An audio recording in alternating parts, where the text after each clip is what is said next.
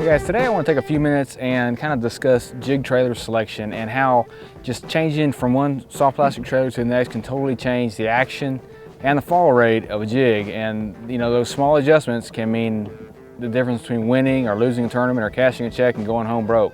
Right now, what we've been out here fishing today is it's a 1/2 ounce Strike King Hack Attack jig. We're throwing a rage crawl on it. To me, it's about what kind of fall rate or what type of cover I'm fishing. When I'm fishing fairly open water, I want a jig that has some drawing appeal to it. So say I'm fishing river ledges or something like that, a rage crawl is an excellent option because it is so aggressive, it has such a big, wide action to it that I feel like that's gonna draw a fish's attention. The rage crawl is definitely gonna slow the fall of a jig down tremendously because it's catching so much water when those pinchers are turning when it's falling. But that's a great option for me when I'm fishing fairly open water situations and I'm trying to catch that fish's attention.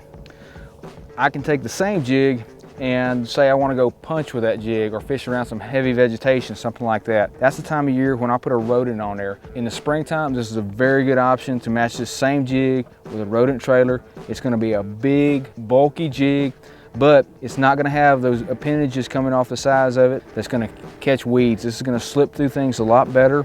And it's big. You know, in that springtime of the year, I'm trying to catch the biggest fish that are shallow. The rodent is an excellent option on the same 1/2 ounce jig.